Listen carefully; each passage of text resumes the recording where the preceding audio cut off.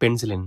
దీనిని 1928లో Alexander Fleming అనే బ్యాక్టీరియాలజిస్ట్ discover చేశారు. అప్పటినుంచి ఇప్పటి వరకు కొన్ని కోట్ల మంది ప్రాణాలను కాపాడిన పెన్సిలిన్‌ని ఇండియాలో బ్యాన్ చేశారా? వివరాల్లోకెళ్తే కేరళ అండ్ తమిళనాడులో పెన్సిలిన్ యూజ్ చేసిన కొన్ని కేసెస్‌లో severe allergic reactions and life threatening issues report అయ్యాయి. దీనితో డాక్టర్స్ అండ్ పబ్లిక్‌లో ఇద్దరిలోనూ ఫియర్ పెరిగింది.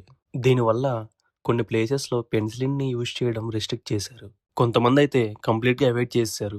తర్వాత చాలా ఫాస్ట్‌గా ఇండియాలోని మిగతా స్టేట్స్‌లో కూడా ఇవే అడ్వర్స్ రియాక్షన్స్‌ని నోటీస్ చేశారు. దీంతో ఇండియన్ గవర్నమెంట్ అలర్ట్ అయ్యి రంగంలో దిగి ఇన్వెస్టిగేషన్ చేయగా దీనికి కారణం రాంగ్ కాంబినేషన్స్ అని తెలిసింది. Like penicillin sulphonamides. వీటిని 2018లో బ్యాన్ చేశారు. ఈ కాంబినేషన్ వల్ల ఫ్యూచర్‌లో యాంటీబయోటిక్ రెసిస్టెన్స్ అనేది కూడా ఇంక్రీజ్ అవుతుందని తేలింది. అంతేకాక అదే 2018లో మల్టిపుల్ యాంటీమైక్రోబియల్ ఎఫ్‌డిసిఎస్‌ని బ్యాన్ చేశారు. అంతేకాక 2024లో కూడా 150+ రాంగ్ కాంబినేషన్స్ ఉన్న మెడిసిన్స్‌ని బ్యాన్ చేశారు. సో, రాంగ్ కాంబినేషన్స్ ఆఫ్ పెన్సిలిన్‌ని బ్యాన్ చేశారు కానీ కంప్లీట్ పెన్సిలిన్ ఇంజెక్షన్‌ని బ్యాన్ చేయలేదు. మీకొక ఇంట్రెస్టింగ్ థింగ్ చెప్పనా?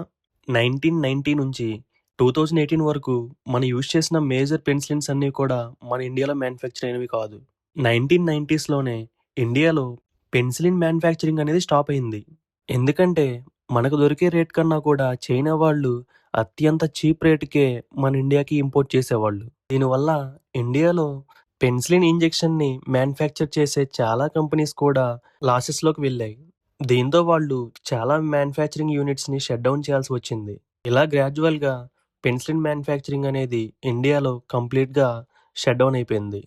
మళ్ళీ ఇండియన్ గవర్నమెంట్ 2023లో కోవిడ్ పాండమిక్ తర్వాత ఆల్మోస్ట్ 33 ఇయర్స్ తర్వాత పెన్సిలిన్ ఇంజెక్షన్‌ని మళ్ళీ మన ఇండియాలోనే మ్యానుఫ్యాక్చర్ చేయాలని డిసైడ్ అయింది. ఎందుకంటే వీటి కోసం వేరే కంట్రీస్ మీద డిపెండ్ అయ్యేదానికన్నా కూడా మన ఇండియన్ కంపెనీస్‌ని ఎంకరేజ్ చేయడం వల్ల మన ఇండియన్ జీడీపీ పెరుగుతుందని ఆలోచించారు.